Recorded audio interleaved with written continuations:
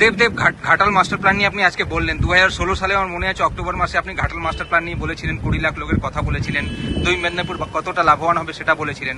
আজকেও একই স্পিচ আপনি কার্যত দেখলাম দিলেন, কিন্তু তার সঙ্গে একটা অন্য কথাও ছিল, কোথাও একটা এটাও ছিল কি দেবের হয়তো এটা last speech as a MP, সে আর এমপি আর হবেন না।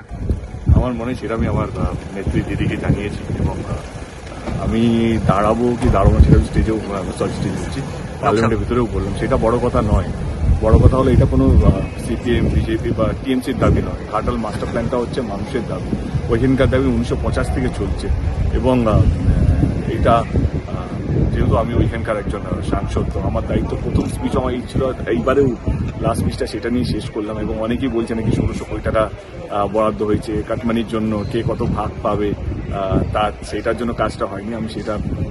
আমি গত ডিসেম্বরও তার কোশ্চেন করেছিলাম যে টাকা কবে দেবেন, কি অবস্থা, সেই পুরো স্টেটাসটা আমি আমার কাছে আছে, সেটা আমি আপনাদেরকে দিয়েও দিচ্ছি যে আজ পর্যন্ত সেন্ট্রাল গভর্নমেন্ট কোনো টাকা দেয়নি ঘাটাল মাস্টার প্ল্যানের জন্য। প্রথম, দ্বিতীয়ত স্টেট গভর্নমেন্ট নিজের মতো করে নদীগুলো পাড়গুলো বড় করার চেষ্টা করছে, নদীর যেগুলো ভরে যায় সেগুলোকে ড্রেনেজ ক্লিন করার চেষ্টা করছে যাতে জলগুলো যেন বেরিয়ে যেতে পারে, সেটা স্টেট গভর্নমেন্ট করছে। কিন্তু এটা এত বড় একটা উদ্যোগ, এত টাকা নিয়ে আছে, সেখানে শুধু স্টেট গভর্নমেন্ট একা কিছু করতে পারবে না, সেখানে কেন্দ্র সরকারকেও সঙ্গে আসতে হবে। এবং আমার মনে হয় এটা নিয়ে রাজনীতি করে তো লাভ নেই।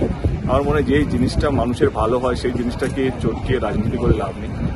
আমি আবার বলছি, আমি থাকি বা না থাকি, যেটা আমি যিনি ছিলেন তো আমি বললাম আমি থাকি বা না থাকি নেক্সট টাইমে, কিন্তু এই প্ল্যানটা যেটা 1950 থেকে চলছে সেটার জন্য এক্সিকিউট না। এটা থাকি না থাকি মানে কি আপনি কি হেরে যাবেন ক্যান্ডিডেট হয়ে, নাকি আপনি ক্যান্ডিডেটই হবেন না? তো হার জিত তো সেটা তো কেউ বলতে পারবে না। আমার মনে হয় যে ভগবান ছাড়া তাছাড়া কেউ বলতে পারবে না। আমি কারণ ইলেকশনটা কে ডিসাইড হবে, কে করবে সেটা দল ঠিক করবে, নেত্রী ঠিক করবে। এবং আমি কি চাই সেটা আমি নেত্রীকে 1 বছর আগেও বলেছি, কিছুদিন আগেও বলেছি, এবং আমার মনে হয় 2 দিন ধরেও কথা চলছে। সেটা নিয়ে আমার মনে হয় কি সময় বলবে, সেটা নিয়ে এখন চটকিয়ে তো লাভ নেই। কিন্তু স্পিচটা দেখে মনে হলো কি এটাই লাস্ট স্পিচ, আর দেব লোকসভায় আসবেন না। ঠিক আছে, আমি আছি, মানে 2024 আর কতদিন বাকি, ইলেকশনটা কিছুদিন পরে ডিক্লেয়ার হয়ে যাবে।